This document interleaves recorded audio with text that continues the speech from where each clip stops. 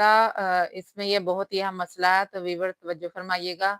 अलबत्ता दाँतों के अंदर कोई चीज़ रह गई थी, यानी खाना खाया और खाने के दौरान जो है ना, खाने के बाद इस तरह होता है कि थोड़ी देर के बाद दाँतों के अंदर से रोटी वग़ैरह या जो खाना खाया होता है ना, वो निकल रहा होता है। तो उसके मुतल्लिक ये बहुत ही अहम मसला है। तो दाँतों के अंदर से कोई चीज़ रह गई थी और वो चने से कम है, यानी ये जो आपने चना देखा ना ब्लैक हो गया या व्हाइट, इसके चने से कम है और इसको निगल लिया, यानी नमाज के दौरान दाँत के अंदर से जो खाने वगैरह का कोई हिस्सा निकल गया, रोटी हो गई या कोई और चीज़, तो उसका अगर चने से कम है और उसको फिर निगल लिया, यानी कि अंदर ले गए हलक से अंदर, तो नमाज फासद ना होगी, मगर मकरूह होगी। यानी कि जो है ना, फासद तो नहीं होगी, लेकिन नमाज मकरूह होगी।